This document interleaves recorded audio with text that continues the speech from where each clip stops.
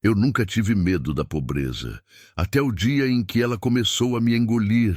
No enterro do meu marido, as pessoas choravam por ele, mas ninguém olhava para mim, porque no fundo, todos sabiam o que vinha depois. Não era só a dor da perda, era o vazio que ficava, a ausência de tudo. Quando voltei para casa, aquela casa de barro, fria, rachada, silenciosa, eu entendi que o luto não era o pior. O pior era ficar sem ele, ficar sem dinheiro, ficar sem saída.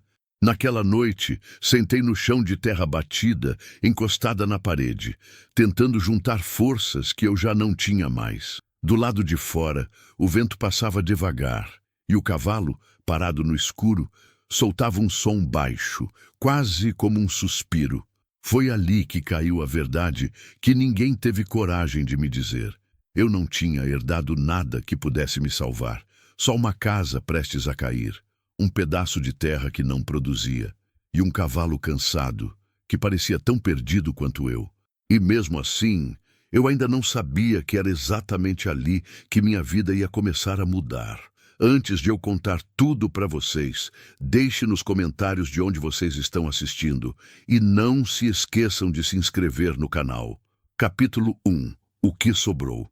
Eu achei que aquele pedaço de barro seria o lugar onde minha vida terminaria.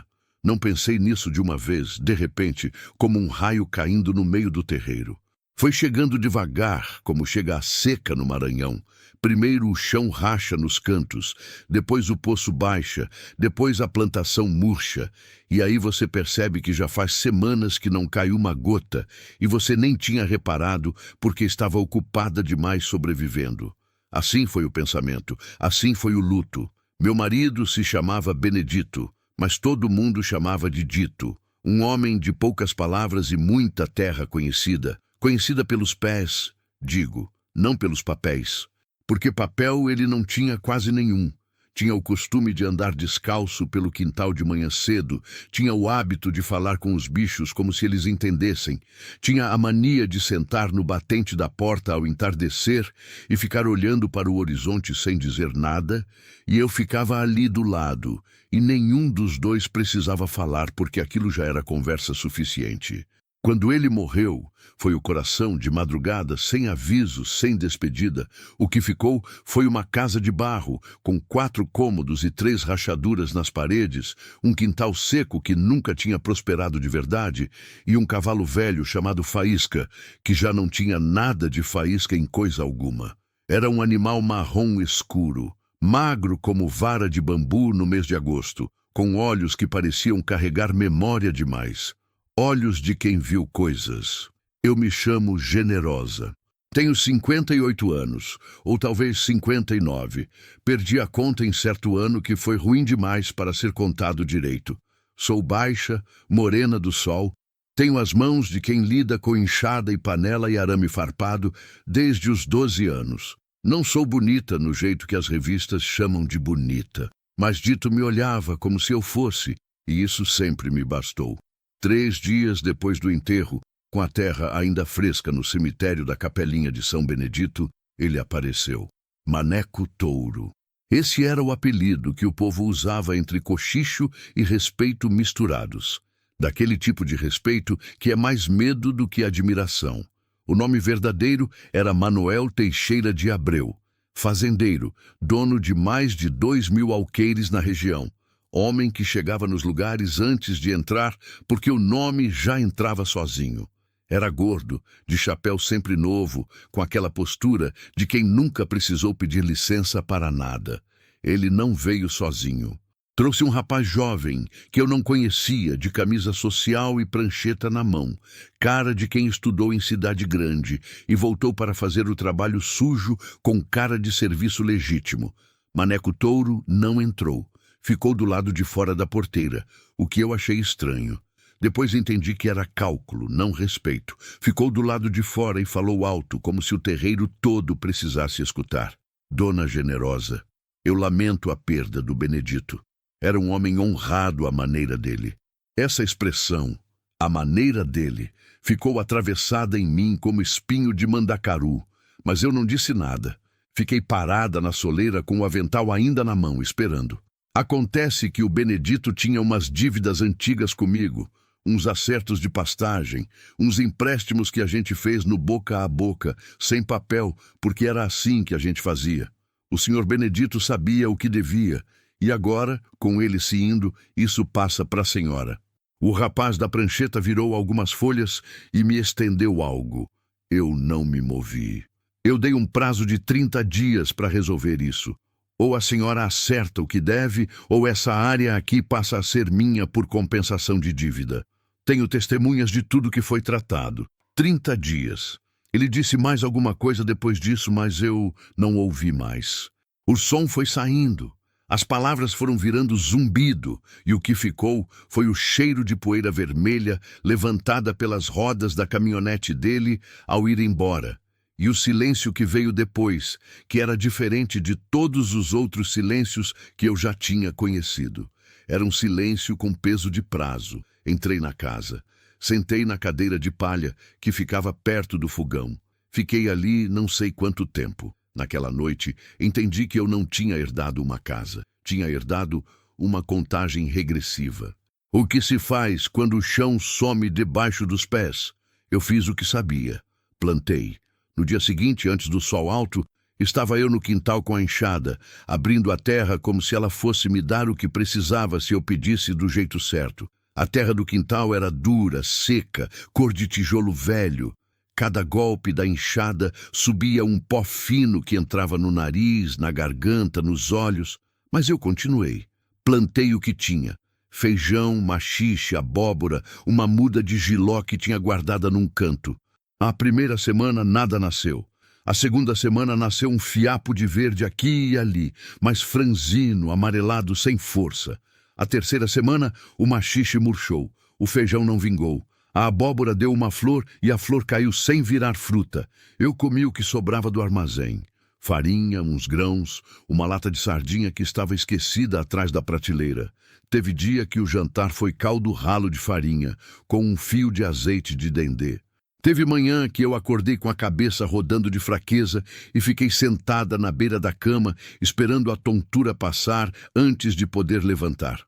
O povo lá do vilarejo, que ficava a uns 3 quilômetros da minha casa, estrada de terra, sem asfalto, sem linha de ônibus, começou a cochichar. Eu sabia porque quando eu ia ao armazém de seu Zacarias buscar o pouco que podia, as conversas paravam quando eu entrava. Esse tipo de pausa tem um som próprio. A gente aprende a reconhecer. Aquela mulher não vai durar até o fim do mês. Eu ouvi uma vez, sem querer, de uma voz que não me dei ao trabalho de identificar. Não respondi. Peguei minha farinha e fui embora. Foi nessa época que Faísca começou a mudar. E isso foi o que primeiro me tirou o sono de vez, porque não fazia sentido nenhum. Enquanto eu ia murchando, ia ficando mais magra, mais cansada, mais curvada pelo peso do que estava por vir, o cavalo ia na direção oposta. Aos poucos, quase que sem que eu reparasse de imediato, ele foi ganhando uma presença diferente. Os ossos que marcavam sob o couro foram sumindo. A crina, que estava opaca e partida, foi ganhando um brilho tímido. O passo, que era vacilante e arrastado quando Dito morreu, foi se tornando mais firme, mais decidido. Eu olhava para ele e pensava, ou estou ficando louca de fome, ou esse animal está rejuvenescendo. Mas não era só a aparência, era o comportamento. Faísca começou a parar em lugares específicos do quintal. Não era coisa de animal distraído que para pastar. Ele parava, baixava a cabeça, ficava imóvel por um tempo, depois me olhava, como se estivesse esperando uma resposta. Eu chegava perto, afastava ele e ele voltava para o mesmo ponto depois de um tempo. Tinha 3 ou 4 pontos assim, sempre os mesmos. Eu achei que era loucura de animal velho. Achei que ele estava mal da cabeça, igual eu. Não dei muita atenção num primeiro momento. Tinha prazo chegando, tinha fome, tinha medo, não tinha espaço mental para decifrar cavalo. Faltavam 5 dias para o prazo acabar, quando eu finalmente parei. Não de uma decisão firme, não. Foi mais um desmoronamento. Fui sentando no chão do quintal e fui ficando ali. A tarde estava fechada, cor de chumbo e roxo no horizonte, daquele jeito que no Maranhão anuncia que a chuva pode vir ou pode não vir, e o céu não te conta nada antes de decidir. O vento estava quente e cheio de poeira. Eu pensei em Dito. Pensei nele sentado no batente ao entardecer, olhando para esse mesmo horizonte. Pensei no que ele via que eu não estava conseguindo ver. Fui para dentro. Peguei a mala de couro que estava embaixo da cama desde que a gente casou. Comecei a dobrar as roupas. Ia embora ao amanhecer. Não sabia para onde. Para algum lugar onde eu não fosse mais a viúva do Dito que Maneco Touro ia tomar a terra. Para algum lugar onde eu pudesse começar diferente, ou terminar diferente, ou qualquer coisa que não fosse aquilo. Quando saí para fechar a porteira do quintal antes de dormir, um hábito de tantos anos que o corpo fazia sozinho, eu olhei para trás. Faísca estava lá, parado no mesmo ponto de sempre, imóvel como pedra, me olhando com aqueles olhos que carregavam memória demais. E eu fiquei parada também. O vento batia na janela de madeira. Um grilo cantava lá longe. O céu estava cheio de estrelas do jeito que só fica no interior, naquele escuro que a cidade não deixa o céu ter. Não sei explicar o que aconteceu ali. Não sei dar nome para isso. Sei que alguma coisa se moveu dentro de mim. Não uma esperança grande, não uma certeza. Foi menor do que isso. Foi só uma recusa. Uma recusa de ir embora sem antes fazer a última coisa que restava a ser feita. Se eu ia perder tudo, então perderia tentando até o fim. Entrei, peguei a enxada e fui cavar. A enxada pesava diferente de noite. De dia, o cabo gasta a palma da mão de um jeito que a gente nem percebe, porque o sol distrai, o calor distrai, o próprio cansaço vai entorpecendo o corpo até que trabalhar e existir viram a mesma coisa. Mas de noite não. De noite, cada golpe no chão tem um som que volta, bate na parede do quintal, sobe pelo silêncio e fica soando dentro da cabeça como se a terra estivesse reclamando de ser incomodada fora de hora. Eu cavei assim mesmo. Faísca ficou parado, me observando os primeiros minutos. Depois se aproximou devagar, sem pressa, e ficou ao meu lado, não na frente, não atrás, do lado, como faz cachorro fiel, como fazia Dito quando eu estava fazendo algo difícil e ele queria dizer que estava junto sem precisar abrir a boca. O ponto que o cavalo sempre escolhia ficava num canto do quintal que eu nunca tinha dado muita atenção. Era um pedaço de terra que parecia igual a todo o resto. Seco, duro, cor de argila velha. Tinha uma pedra grande no meio que eu sempre desviei porque não valia o esforço de tirar. Mas Faísca parava sempre do lado dessa pedra, sempre do mesmo lado. Eu comecei a cavar do outro lado da pedra por instinto, ou por teimosia, ou porque quando a gente está no fundo do poço, qualquer direção parece válida. A enxada entrou nos primeiros centímetros com dificuldade, aquele barulho seco de ferro em terra compactada. Depois de uma palma de profundidade, alguma coisa mudou. O som mudou. Ficou mais abafado, mais denso, diferente. A terra foi escurecendo, não muito, mas o suficiente para eu parar e olhar. Abaixei com o joelho na terra. Peguei um punhado com a mão. Estava úmida, não encharcada, não molhada de chuva recente. Porque não tinha chovido nos últimos 12 dias, eu sabia disso de memória, porque cada dia sem chuva era um dia a mais de prejuízo na plantação. Era uma umidade que vinha de baixo. Uma umidade que a terra estava guardando escondida, longe do sol que tudo resseca e tudo engana. Fiquei ajoelhada ali por um tempo que não sei medir. Depois olhei para Faísca. Ele não havia se mexido. Naquela noite não dormi. Não foi a ansiedade que me manteve acordada. Foi o pensamento. Um pensamento que foi chegando devagar, montando peça por peça, como se alguém estivesse arrumando uma mesa dentro da minha cabeça, colocando cada coisa no lugar certo com calma, sem pressa. Dito conhecia essa terra. Ele a conhecia pelos pés descalços de 30 anos de caminhada. Conhecia cada palmo, cada variação, cada lugar onde a sombra durava mais ou onde a grama crescia um pouco mais verde no meio da estiagem.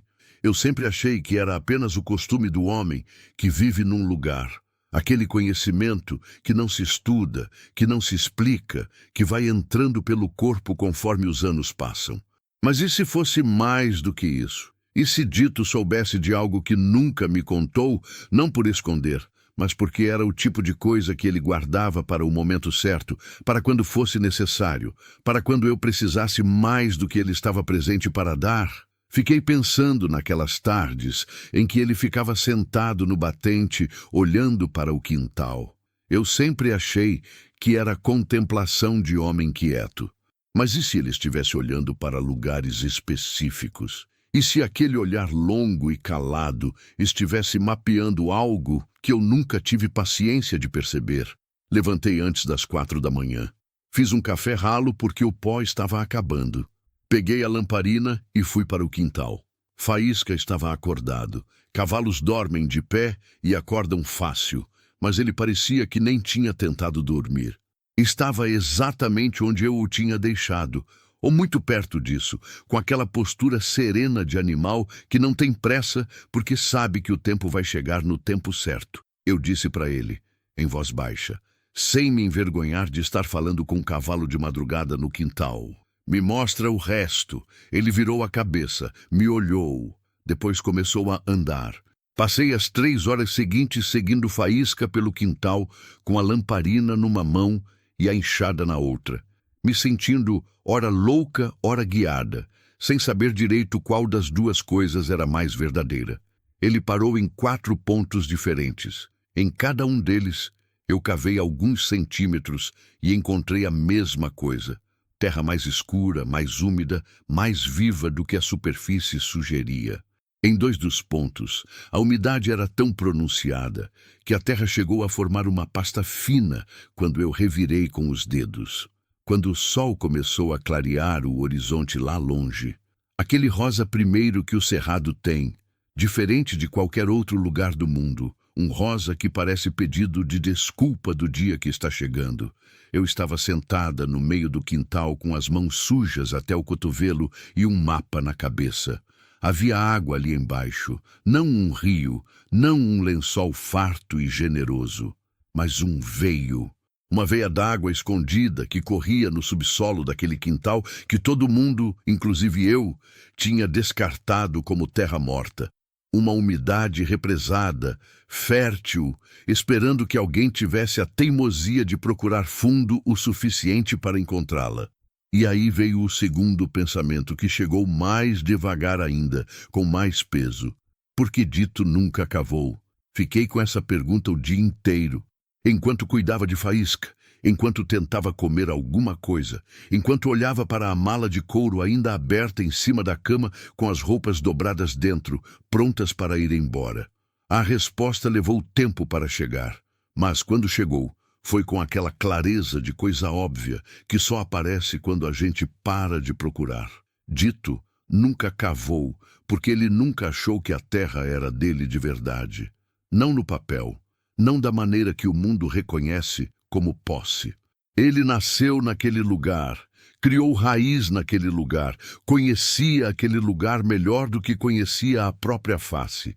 Mas sempre soube, no fundo, que a qualquer momento alguém com mais papel e menos escrúpulo podia chegar e dizer que aquilo não era dele. E aí, de que adiantaria ter cavado? De que adiantaria ter construído? Então ele não construiu. Ele apenas viveu, e cuidou, e guardou o conhecimento da terra dentro de si e dentro do cavalo velho que ele amava. Esperando por quê? Eu não sei. Talvez esperando por mim. Talvez esperando que eu precisasse o suficiente para finalmente procurar. Fechei a mala, coloquei de volta embaixo da cama. Não ia embora. Faltavam 4 dias. Eu plantei como se minha vida dependesse disso, porque dependia. Mas dessa vez plantei diferente, plantei guiada. E Faísca andava pelo quintal e eu observava onde ele demorava mais, onde ele baixava a cabeça com mais insistência, onde ele batia o casco no chão 2 vezes seguidas. E era ali que eu colocava a muda, ali que eu abria o sulco, ali que eu derramava a pouca água que tinha guardada nos tonéis. Eu não entendia de solo, não era agrônoma, não tinha estudado nada disso. Mas aprendi cedo que tem um conhecimento que vem do corpo, da observação, do tempo passado num lugar, e Faísca tinha esse conhecimento de um jeito que eu não ia questionar. Plantei feijão de corda perto da Pedra Grande. Plantei abóbora onde a terra era mais escura. Plantei maxixe e quiabo nos 2 pontos onde a umidade era mais forte.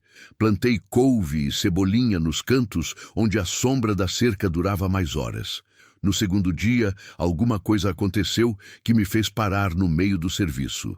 Um dos pés de feijão que eu tinha plantado na primeira semana, um daqueles que tinham murchado e eu tinha dado como perdido, estava do nada com uma folha nova, verde, pequena, mas firme, em cima da terra que eu tinha revirado 2 dias antes. Fiquei olhando para aquela folha por um tempo longo. Depois, sentei no chão e chorei. Não foi um choro bonito. Foi daquele que a gente segurou tempo demais, daquele que vem com soluço e com muco e com um som que a gente nem reconhece como vindo de si mesma. Foi o choro do enterro que eu não tinha chorado direito porque precisava ser forte.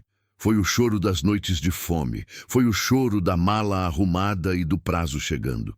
Foi tudo de uma vez, ali no quintal, na frente de Faísca que ficou me olhando com aquela paciência antiga. Quando acabou, eu me levantei, limpei o rosto no avental, peguei a enxada de novo. No 3º dia antes do prazo, a chuva veio. Não foi uma chuva suave. No Maranhão, quando a chuva resolve vir depois de uma seca comprida, ela vem com tudo que ficou represado. Vem com trovão, vem com relâmpago, vem com aquele vento que dobra as árvores e faz a janela de madeira bater como se alguém estivesse do lado de fora pedindo para entrar com urgência. Eu fiquei acordada a noite toda, ouvindo a chuva cair no telhado de telha velha, num barulho que era quase música, aquela música que a terra seca conhece e espera com uma paciência que envergonha a gente. Levantei 3 vezes para verificar se a água estava entrando pela rachadura da parede do canto. Entrou um pouco, coloquei uma bacia. De manhã cedo, quando a chuva tinha amansado para um chuvisco fino e teimoso, fui para o quintal. O que eu vi fez meu coração bater diferente. As plantas estavam outra coisa. As mudas que eu tinha plantado, guiada por Faísca, tinham crescido de um jeito que não parecia possível para 2 dias de terra. O feijão estava com 3 palmos de altura e já formando vagem. O quiabo tinha folhas largas e viçosas. A abóbora tinha mandado uma rama longa que já estava tomando a direção certa sozinha, como se soubesse para onde ir. A terra úmida de baixo havia encontrado a água da chuva de cima. E no meio disso tudo era visível o que antes era invisível. Aquele pedaço de quintal que todo mundo chamava de terra morta estava mais vivo do que qualquer coisa que eu tinha visto nos últimos meses. Faísca estava no centro de tudo, quieto, com o pelo úmido de chuva, parecendo satisfeito de uma maneira que cavalos não deveriam conseguir parecer. Eu disse para ele, "Você sabia desde o começo." Ele não respondeu, mas balançou a cabeça de um lado para o outro de um jeito que, juro, parecia que sim. Faltava um dia. Eu não dormi, não de ansiedade ruim, era outra coisa. Era aquela vigília de quem está esperando um resultado e já fez tudo o que podia fazer, e agora só resta o dia amanhecer. Sentei no batente da porta, o mesmo batente onde Dito sentava. Olhei para o horizonte do jeito que ele olhava, e pela primeira vez desde que ele morreu, eu entendi o que ele via. Não era contemplação. Não era saudade antecipada, era pertencimento, era o olhar de quem conhece cada pedaço daquilo que está na frente e sabe, com uma certeza que não precisa de papel nem de assinatura, que aquilo é seu, de um jeito que vai além da posse. Aquela terra era minha, não porque eu tinha documento, não porque eu tinha vencido alguma coisa ainda. Era minha porque eu tinha ficado quando podia ter ido. Porque eu tinha cavado quando podia ter desistido. Porque eu tinha chorado no quintal e depois pegado a enxada de novo. Porque eu tinha aprendido a ouvir um cavalo velho que guardava o segredo do meu marido morto. Era minha por tudo isso. E no dia seguinte, Maneco Touro voltaria, e eu estaria lá. O amanhecer do último dia chegou sem drama. Eu esperava que fosse diferente. Esperava que o céu avisasse de algum jeito, um raio fora de hora, um vento mais cortante, algum sinal de que aquele dia carregava mais peso do que os outros. Mas não. O sol saiu igual sempre sai no Maranhão em tempo de verão. Devagar, laranja, empurrando a escuridão para os lados como quem abre uma cortina pesada sem pressa. Os pássaros cantaram. O galo do vizinho distante cantou. A manhã chegou com aquela indiferença que a natureza tem para com as crises dos homens. Eu já estava de pé. Tinha acordado antes de tudo, na hora em que o escuro ainda é total e o silêncio tem aquela textura densa que parece sólida. Fiz o café com os últimos restos de pó que sobraram na lata. Tomei em pé, encostada na pia de pedra, olhando pela janela sem ver nada além do reflexo fraco da lamparina no vidro embaçado. Depois fui para o quintal.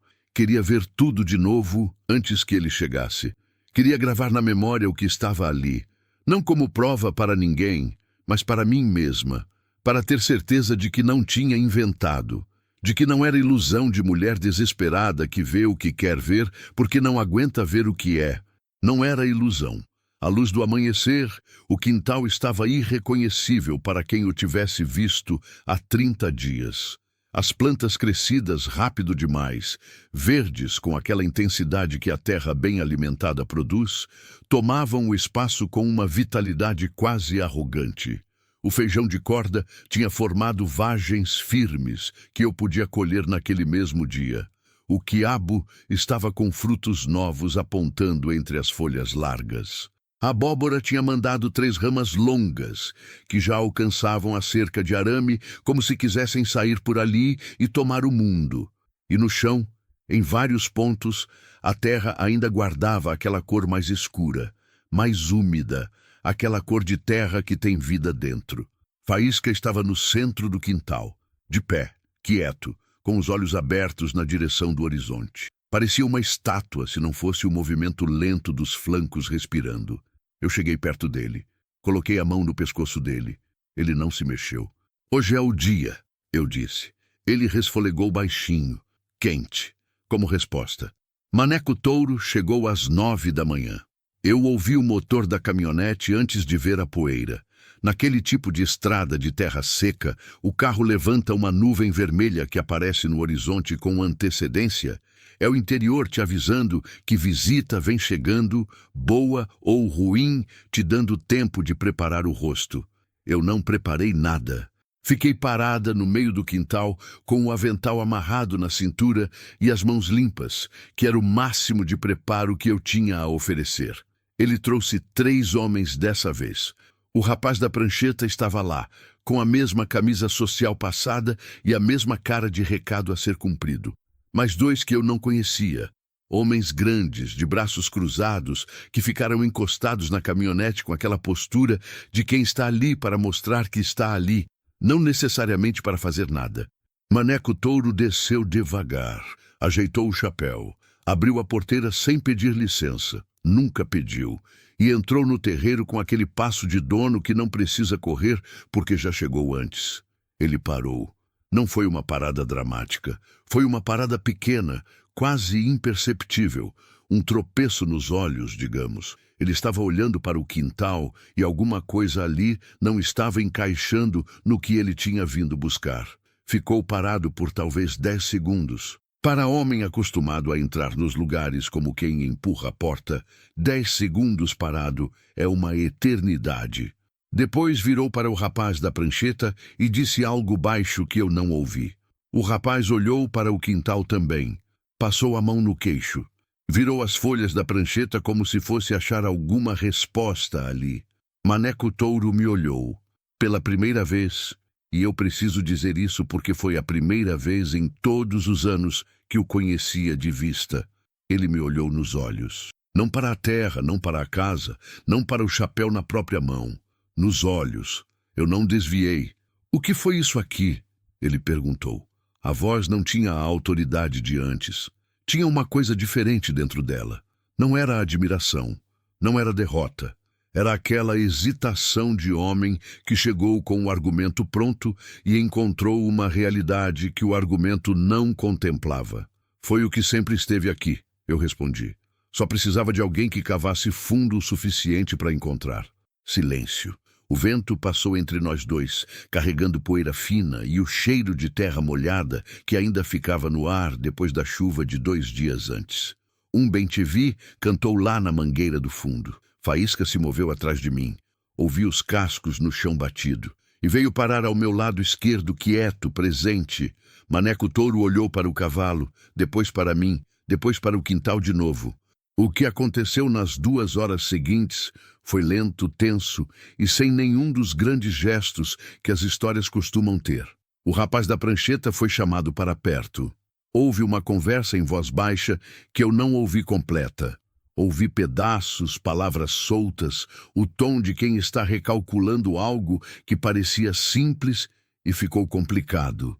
Vi o rapaz apontar para o quintal 2 vezes. Vi Maneco Touro tirar o chapéu, coçar a cabeça, tornar a colocar. Um dos homens grandes foi até a cerca do quintal e ficou olhando para as plantas de perto.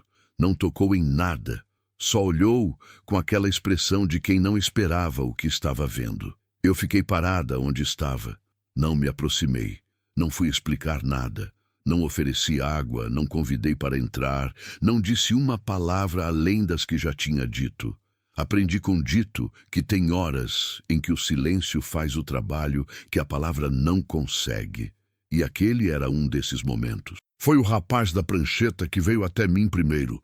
Chegou sem o passo seguro de antes. Chegou com os papéis na mão, mas sem a postura de quem tem razão. Dona Generosa. Ele começou com uma voz que claramente estava tentando encontrar o tom certo. A questão das dívidas do Sr. Benedito ainda é uma questão em aberto.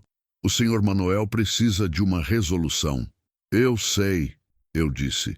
Então a senhora entende que... Eu entendo que a terra produz. Eu interrompi com calma, sem levantar a voz. E terra que produz tem valor. E valor é forma de acerto. Se o seu Manuel quiser sentar e conversar direito, eu sento. Mas expulsar mulher de terra viva não é a mesma coisa que expulsar de terra morta. São conversas diferentes. O rapaz me olhou. Olhou para os papéis. Olhou para o quintal. Voltou para Maneco Touro. Houve mais conversa baixa, mais folhas viradas, um telefone tirado do bolso, uma ligação curta, palavras que não alcancei. E então Maneco Touro fez algo que eu não esperava. Ele veio até mim, veio devagar, sem os homens atrás, sem o rapaz da prancheta. Veio sozinho, o chapéu na mão desta vez, e ficou a 2 metros de distância. A distância que as pessoas mantêm quando estão tentando respeitar algo que não esperavam ter que respeitar. A dívida do Benedito era real, ele disse, mas era menor do que eu apresentei. Eu esperei. Eu fiz o que faço sempre. Chego quando a terra está fraca e o dono está fraco junto. Facilita as coisas. Não era confissão, era explicação. Eram coisas diferentes e eu não precisava que fossem a mesma coisa. E agora? Perguntei. Ele olhou para o quintal mais uma vez. Agora a terra não está fraca. Uma pausa. E a dona também não.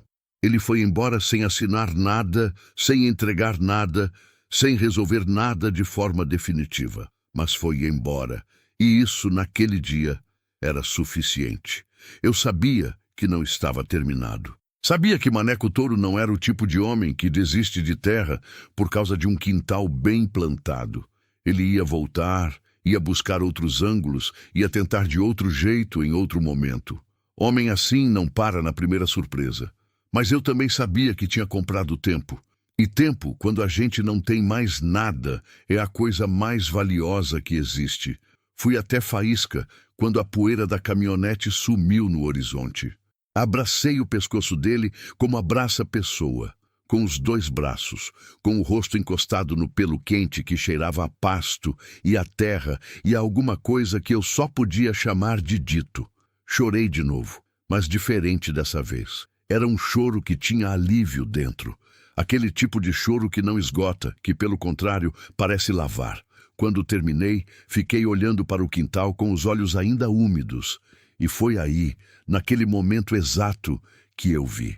Na estrada de terra que passava em frente à minha casa, a estrada quase sem movimento, a estrada que os carros usavam quando queriam cortar caminho entre o vilarejo e a fazenda grande do outro lado, havia uma figura que não estava se movendo. Estava na beira da estrada, meio encoberta pelo mato baixo que crescia no acostamento, numa posição que não era de quem estava descansando. Era de quem tinha parado porque não tinha mais como continuar. Eu enxuguei os olhos, olhei de novo. Não tinha enganado. Era uma pessoa. Fiquei parada por um momento que não sei medir.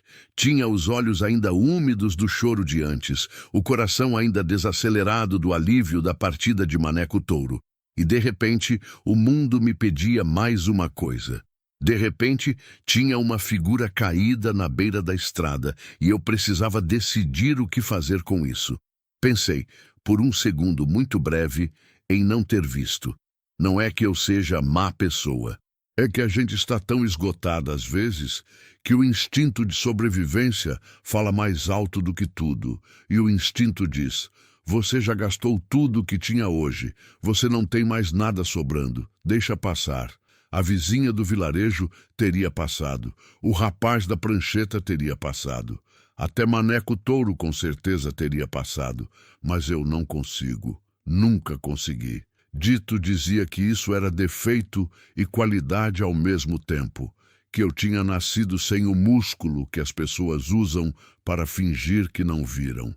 Ele falava com um meio sorriso quando dizia isso, daquele jeito que era carinho disfarçado de reclamação. E eu respondia que defeito que salva a gente não é defeito, é característica. E ele ria. Guardei Dito de volta no lugar dele dentro do peito. Peguei o passo. Quando cheguei perto, vi que era uma menina. Mulher jovem, na verdade. Tinha aquela idade ambígua, entre 18 e 25, que o cansaço extremo deixa ainda mais difícil de calcular. Estava sentada no chão com as costas encostadas num mourão de cerca velho, as pernas esticadas na terra, a cabeça caída para o lado como quem dormiu sem querer ou desmaiou sem perceber. Tinha uma mochila surrada no colo, abraçada com os dois braços, mesmo inconsciente, daquele jeito de quem aprendeu que o que está na mochila é tudo que tem e não pode perder nem dormindo. A roupa estava rasgada no joelho direito. Os pés calçavam um tênis que já não tinha mais forma. Estava aberto na lateral, com a sola despregando, e a meia aparecendo embaixo estava escura de poeira e de tempo. O cabelo era escuro e estava preso de qualquer jeito, com mechas soltas coladas na testa pelo suor seco. Me ajoelhei do lado dela. Oi, eu disse, com uma voz baixa, a voz que se usa quando não se sabe o estado de quem está na frente. Ela não respondeu. Coloquei a mão no ombro dela, levemente, uma pressão suave. Ela se mexeu. Abriu os olhos devagar, olhos escuros, desorientados, daqueles que precisam de alguns segundos para lembrar onde estão e por que estão ali. Quando os olhos encontraram o meu rosto, o corpo dela deu um movimento reflexo para trás, aquele susto de animal acuado que teme o que está se aproximando. Não, não, espera, eu disse, abrindo as mãos para mostrar que estavam vazias. Não vou fazer nada. Eu moro aqui na frente. Só vim ver se a senhora estava bem. A palavra senhora saiu automática e soou errada logo depois. Ela era nova demais para a senhora. Mas ela não corrigiu. Estava ocupada me avaliando com aqueles olhos que eu reconheci de imediato. Olhos de quem já foi decepcionado suficientes vezes para não confiar de primeira em ninguém. Conhecia bem aquele olhar. Tinha visto no espelho algumas vezes. Quanto tempo a senhora está aqui? Perguntei. Ela abriu a boca, fechou, tentou de novo. Não sei, disse, com uma voz rouca, seca, de garganta sem água. Parei para descansar um pouco e... Não terminou, mas não precisava. Levantei, estendi a mão. Vem comigo. Ela se chamava Renata. Me disse isso quando já estava sentada na minha cadeira de palha perto do fogão, com um copo d'água na mão que ela esvaziou de um gole só, e eu já estava aquecendo mais água para fazer um caldo de legumes com o que tinha. Abóbora nova do quintal, um pedaço de cebola, sal, uma folha de louro. Renata, 22 anos. Vinha de São Luís, tinha descido de um ônibus 3 dias antes, numa cidade que ficava a quase 40 quilômetros dali, e estava vindo a pé desde então, de carona, quando aparecia carona, a pé quando não aparecia nada. Para onde a senhora está indo? Perguntei, mexendo o caldo. Ela ficou quieta um momento. Para casa da minha avó, disse por fim. Em Mirador. Mirador ficava a mais 60 quilômetros à frente. 60 quilômetros de estrada de terra e sol de rachar e quase nenhum carro. Não perguntei por que estava indo a pé. Não perguntei por que tinha saído de São Luís. Não perguntei por que a mochila estava tão surrada, nem por que os olhos dela tinham aquele peso que não combina com 22 anos. Quando a pessoa está pronta para contar, ela conta. Forçar não traz a verdade. Traz a versão da verdade que a pessoa acha que a gente quer ouvir. Serviu caldo. Ela comeu com aquela concentração silenciosa de quem está com fome há tempo demais para se lembrar de ter vergonha disso. Quando terminou, olhou para o fundo vazio do prato por um momento. Obrigada, disse, com uma voz diferente da de antes, mais macia, menos de guarda. De nada, eu disse. Tem mais. Servi de novo. Ela comeu de novo. A tarde passou naquele compasso lento que as tardes têm no interior quando não tem mais urgência imediata, ou quando a urgência foi empurrada para amanhã, porque hoje já foi suficiente. Renata dormiu na minha cama porque insisti, e porque ela claramente precisava mais do que eu, e eu fiquei na cadeira de palha com o bordado que tinha parado há semanas, tentando retomar os pontos, como se soubesse por onde tinha largado. Ouvi a respiração dela ficar pesada em poucos minutos. O sono de quem está exausto não tem cerimônia. Chega rápido e fundo como pedra n'água. Fui para o quintal cuidar de faísca. O fim da tarde estava dourado e quieto. Aquela luz que o interior tem no final do dia, que faz tudo parecer mais pausado, mais possível. Os grilos já começavam o ensaio antes de escurecer de vez. Ela vai ficar aqui por alguns dias, eu disse para ele, colocando a ração no coxo. Não sei mais do que isso ainda. Ele comeu sem comentar. A noite trouxe um problema que eu não tinha antecipado. Renata acordou por volta das 8, desorientada, com febre. Eu percebi quando fui chamá-la para comer alguma coisa. Estava sentada na beira da cama com os olhos abertos, mas o olhar perdido. E quando coloquei a mão na testa dela, encontrei um calor que não era normal. Não era febre altíssima, mas era febre de corpo que está cedendo. Febre de quem andou 3 dias no sol sem água suficiente e dormiu no chão e forçou mais do que o corpo aguentava. Você está com febre, eu disse. Eu sei, ela respondeu com uma calma que me preocupou mais do que qualquer agitação teria preocupado. Era calma de quem já está acostumado a não ter quem cuide. Busquei o que tinha no armário de remédios. Um armário pequeno, de madeira, que todo o interior mantém por necessidade, porque médico fica longe e emergência não espera. Tinha dipirona, tinha curativo, tinha pomada, tinha algumas ervas secas que eu usava para chá. Para febre de desidratação e exaustão, o que funciona mesmo é água, comida e descanso. E dos 3, eu tinha os 3 para oferecer. Passei a noite acordada. Não de vigília dramática. Sentei na cadeira perto da cama e fiquei ali, bordando quando tinha luz suficiente da lamparina, ouvindo a respiração dela, levantando de hora em hora para verificar a testa, oferecendo água quando ela acordava nos meios de sonho. Renata acordou 3 vezes. Na primeira estava confusa e não sabia onde estava. Na segunda pediu água e tomou um copo inteiro. Na terceira ficou acordada por mais tempo e me olhou da penumbra com aqueles olhos pesados. A senhora não está dormindo por minha causa, disse. Não era pergunta. Eu durmo pouco mesmo, respondi, que era verdade. Ela ficou me olhando por um momento. Por que a senhora me trouxe para dentro? A pergunta era simples e tinha um peso enorme dentro dela. Era a pergunta de quem não está acostumado a ser trazido para dentro. Eu pensei antes de responder. Não queria dar uma resposta de novela. Não queria dizer porque eu sou assim, nem porque todo mundo merece ajuda. Essas respostas são verdadeiras, mas são ocas. São respostas que qualquer um dá e que não dizem nada de real.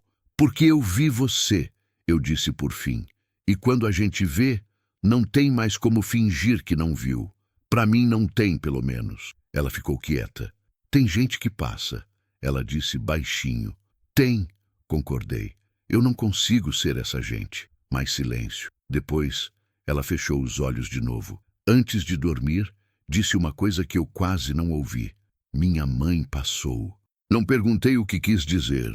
Sabia o que quis dizer. Fiquei acordada mais um tempo ouvindo os grilos lá fora e o vento na janela de madeira e a respiração de Renata ficando mais regular, mais lenta, mais de sono saudável do que de sono febril. Na manhã seguinte, a febre tinha baixado quase toda. Renata estava sentada na soleira da porta quando eu acordei. Eu que tinha cochilado na cadeira por umas 3 horas, com o copo de água na mão, olhando para o quintal, com uma expressão que eu não sabia ler ainda. Estava olhando para as plantas, para a faísca, que pastava tranquilo no canto, para o céu, que estava limpo e azul e imenso, daquele jeito que só o interior tem. Eu fiz o café. Trouxe 2 copos. Me sentei do lado dela na soleira. Ficamos as duas ali por um tempo sem falar, olhando para o quintal, ouvindo o mundo acordar. Foi ela que quebrou o silêncio. Isso aqui era seu esposo que cuidava? Era nós 2, eu disse. Mas ele morreu há 6 meses. Sinto muito. Eu também. Uma pausa. E a senhora ficou sozinha aqui? Fiquei. Não tem medo? Pensei na pergunta de verdade antes de responder. Tenho, disse. Mas medo e coragem não são opostos. Às vezes existem juntos no mesmo peito. A gente aprende a andar com os 2. Renata olhou para mim de lado, com aquele olhar de quem está ouvindo algo que precisava ouvir há mais tempo do que sabe. Faísca levantou a cabeça do pasto e nos olhou os 2 por um momento. Eu e Renata sentadas na soleira, o quintal verde ao redor, o céu enorme em cima. Depois, voltou a pastar, satisfeito, como se tivesse verificado que estava tudo bem e o relatório era positivo. Eu quase sorri. Quase, porque o que estava chegando naquele mesmo momento, vindo da direção da estrada, era o som de um motor, e eu reconheci aquele motor. Maneco Touro não tinha esperado muito. O motor parou na frente da porteira. Eu não me levantei de imediato. Fiquei sentada na soleira por mais alguns segundos, com o copo de café ainda quente na mão, ouvindo o silêncio que vem depois que um motor desliga. Aquele silêncio que não é quietude, é espera. Renata me olhou. Eu olhei para ela.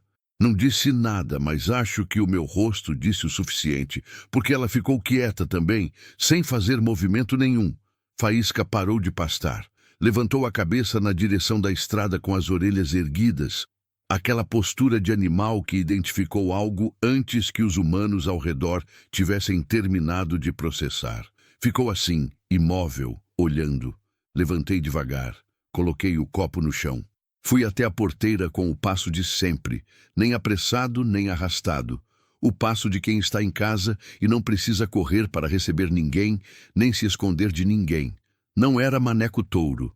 Era um carro que eu não conhecia. Um sedã branco, velho, com a lataria amassada no para-choque dianteiro e um adesivo desbotado no vidro traseiro. O homem que desceu era magro, de uns 50 anos, chapéu de palha surrado, roupa de trabalho. Não tinha a postura de fazendeiro. Tinha a postura de quem passa a vida inteira do lado errado do poder e aprendeu a se mover pelo mundo sem ocupar espaço demais. Ele ficou do lado de fora da porteira. Tirou o chapéu. "Bom dia! A senhora é generosa?" "Sou. Me chamo Valdemar. Sou sobrinho do Benedito." Fiquei parada. Dito tinha mencionado um sobrinho 1 ou 2 vezes. Um rapaz que tinha ido para o Pará atrás de trabalho quando ainda era novo, que mandava notícia de vez em quando e depois parou de mandar. Eu tinha guardado esse sobrinho num canto da memória, como guarda as coisas que existem, mas não têm urgência. E agora ele estava aqui, de chapéu na mão, na frente da minha porteira, com um olhar que misturava culpa e desconforto de uma maneira que eu reconheci como genuína. Entre, eu disse. Valdemar entrou e ficou em pé no terreiro, olhando para o quintal com uma expressão que foi mudando conforme os olhos dele percorriam as plantas. A terra escura, Faísca parado no canto. Meu Deus! Ele disse baixinho para si mesmo. O senhor não esperava isso, eu disse. Não era acusação, era constatação. Não, ele admitiu. Eu ouvi dizer que a senhora estava para perder a terra, que o maneco touro tinha chegado. Vim porque... Ele parou, colocou o chapéu na mão, tirou, colocou de novo. Vim porque eu devia isso ao dito. Devia ter vindo antes, muito antes. Chamei ele para dentro. Renata estava na cadeira de palha, com um copo de água, e nos olhou entrar com aquela discrição de quem entende que não é personagem nessa cena e não precisa ser. Sentamos à mesa. Eu servi café. Valdemar tomou com as duas mãos no copo, daquele jeito de homem acostumado a receber calor de copo, porque o calor de casa foi escasso em algum ponto da vida. Ele contou o que tinha para contar. A dívida com o maneco touro era real, mas pequena.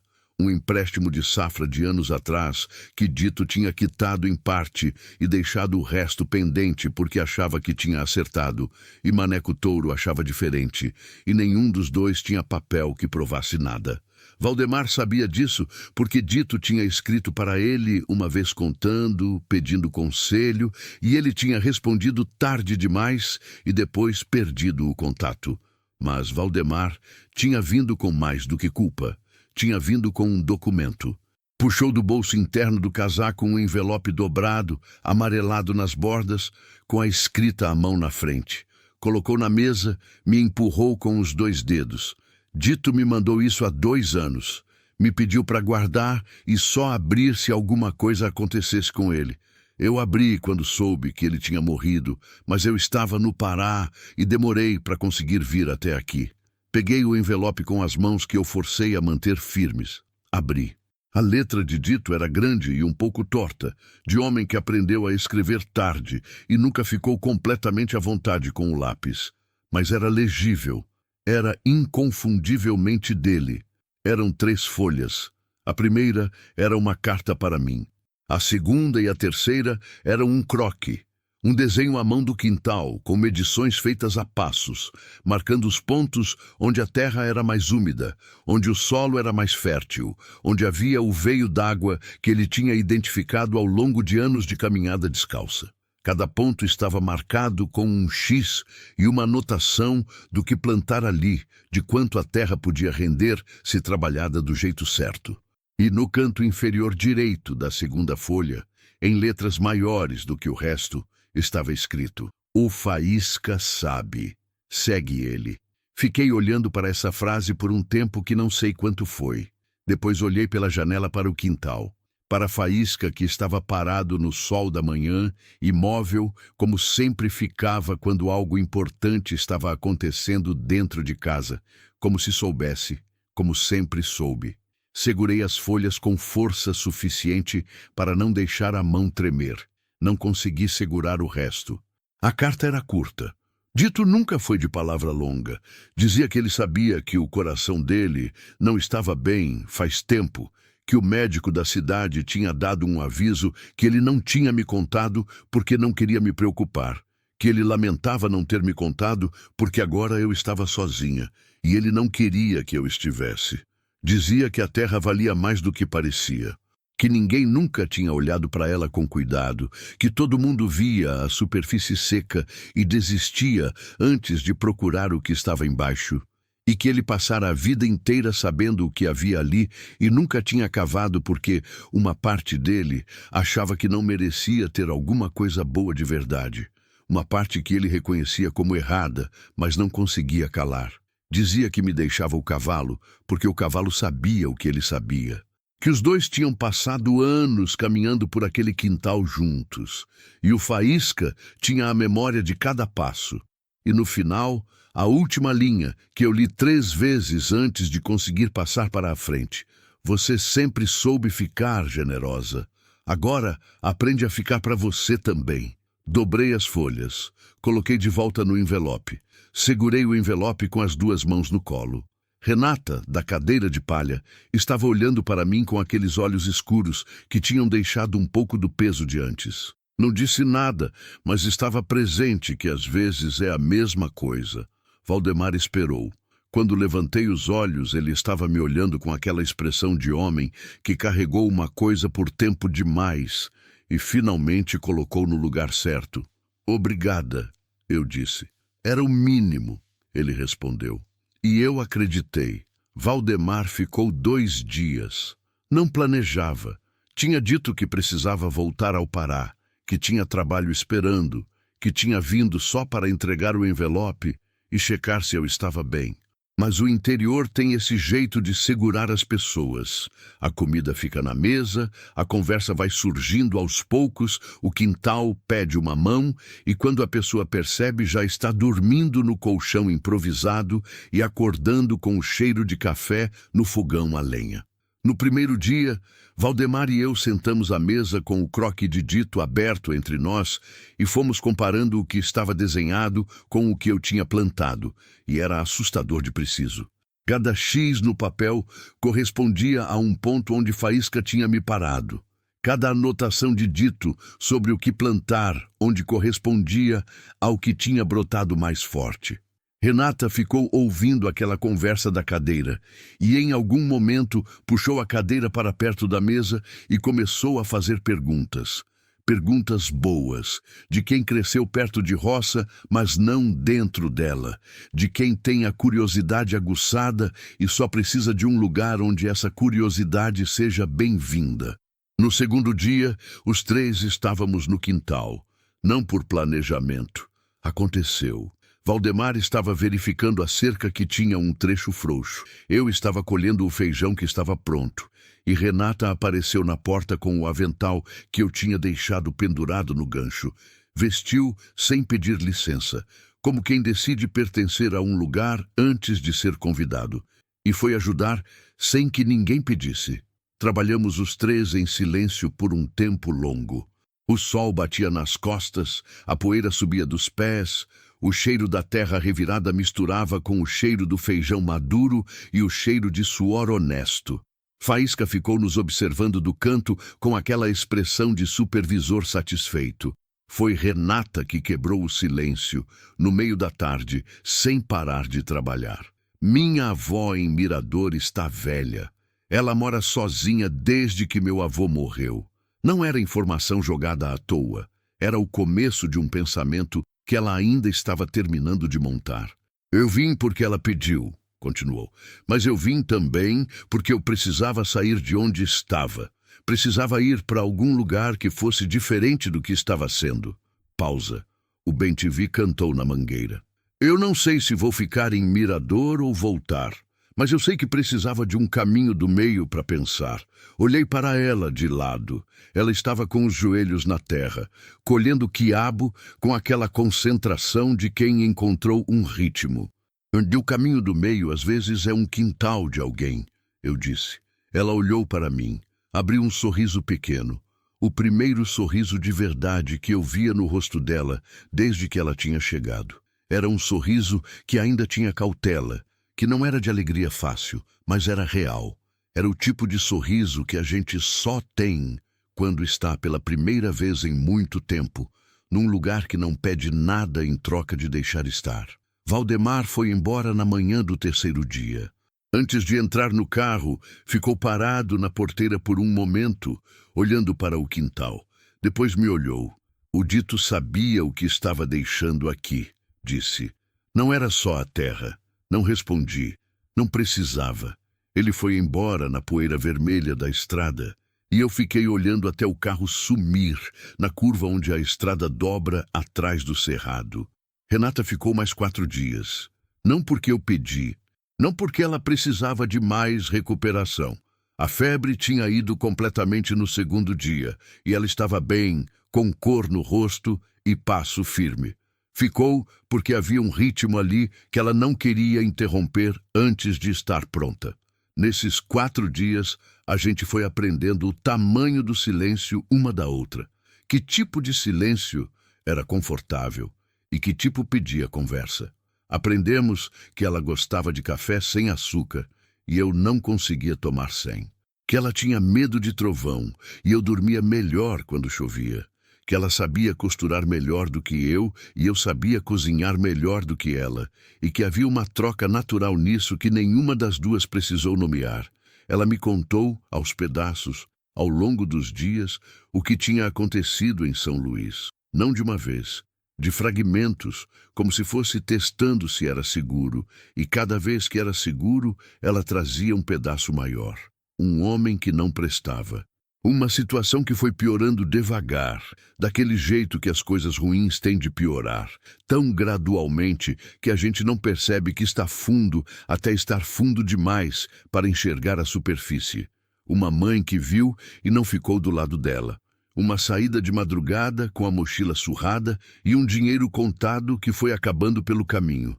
Eu ouvi tudo. Não ofereci opinião que ela não pediu. Não disse, eu sabia, nem você devia ter. Só ouvi, que é a coisa mais difícil de fazer e a mais necessária. Na última noite, a gente sentou no batente da porta depois do jantar. Eu e ela lado a lado, olhando para o quintal escuro, onde os grilos faziam o maior barulho do mundo.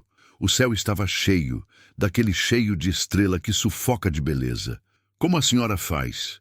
Ela perguntou. Faz o quê? Para não perder. Uma pausa. Para não ficar tão cheia de mágoa que não cabe mais nada. Pensei na pergunta com cuidado. Eu fico cheia de mágoa, disse. A mágoa não some. Só vai encontrando espaço junto com outras coisas. Com o feijão que cresceu, com o faísca que ficou, com você que apareceu na beira da estrada. Ela ficou quieta. A dor não ocupa menos espaço com o tempo. Continuei. A gente é que vai ficando maior. Vai cabendo mais coisa. A dor continua do mesmo tamanho, só que você fica maior do que ela. Renata olhou para o céu por um tempo longo. Eu quero ficar maior, ela disse, com uma voz que era ao mesmo tempo de criança e de mulher que já viveu demais para a idade que tem. Vai ficar, eu disse. Sem dúvida, sem sermão.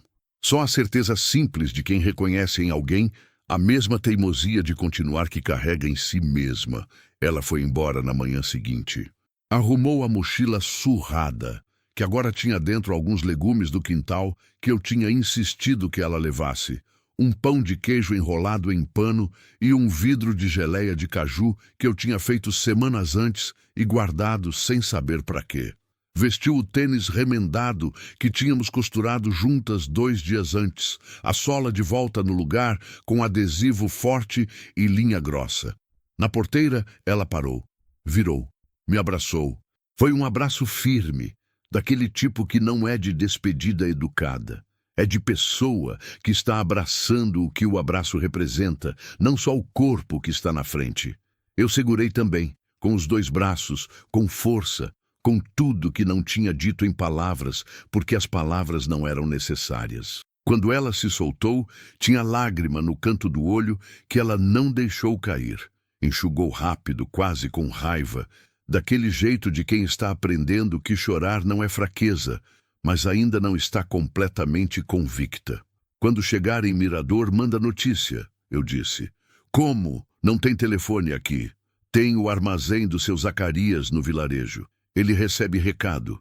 Ela assentiu. Deu um último olhar para o quintal. Para a faísca que estava parado na cerca me olhando com aqueles olhos de memória antiga. Esse cavalo é assombrado, ela disse. É abençoado, eu corrigi. Ela riu. De verdade, dessa vez, um riso rápido, limpo, que saiu sem pedir licença e foi embora junto com ela quando virou na estrada e começou a andar. Fiquei na porteira, olhando até ela dobrar na curva, até a figura pequena sumir atrás do cerrado, até só restar a estrada de terra vermelha, vazia, com a poeira baixa e o sol batendo. Voltei para o quintal. Sentei no batente da porta, o batente de dito que agora era meu também. O dia estava quieto daquele jeito que é diferente de silêncio vazio.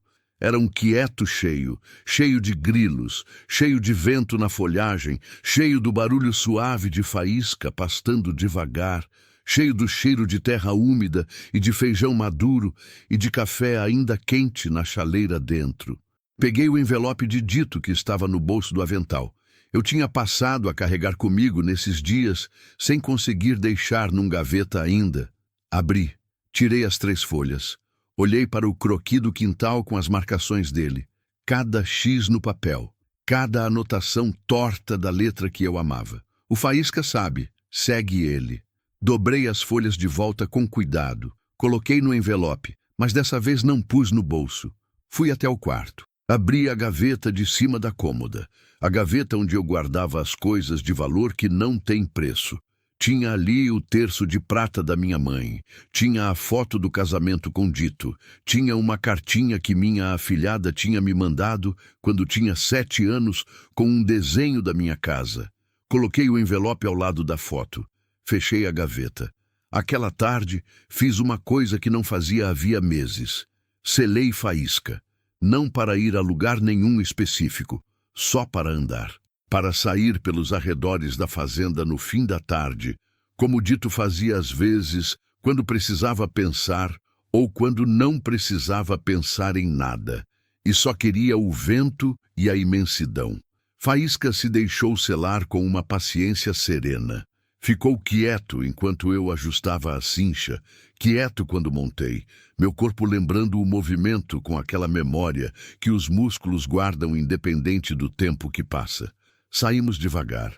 A tarde estava dourada e longa, daquela extensão que o fim do dia tem no interior quando o sol não quer ir embora de vez e vai morrendo de lado, pintando o cerrado de laranja e rosa e lilás em camadas.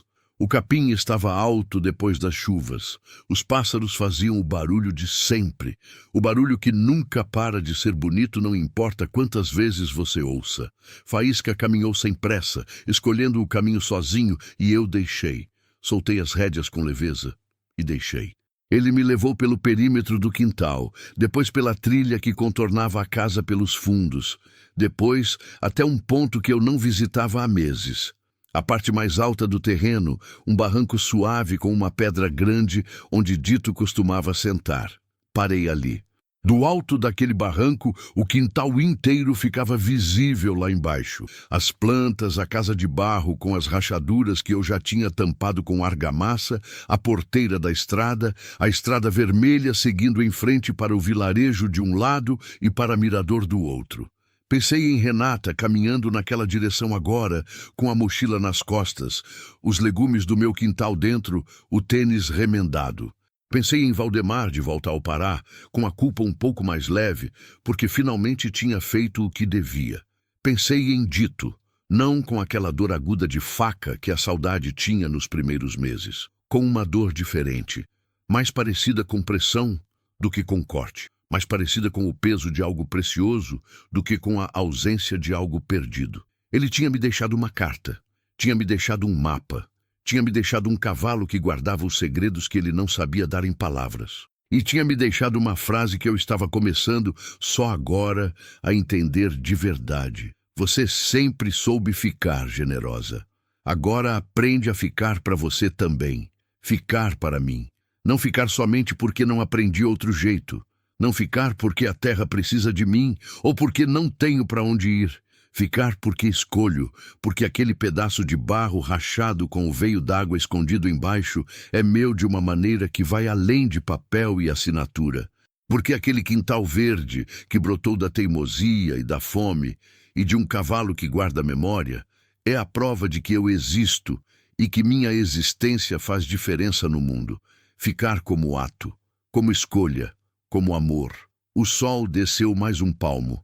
O céu ficou mais fundo, mais cheio, mais daquele azul escuro que antecede as estrelas. Faísca resfolegou embaixo de mim.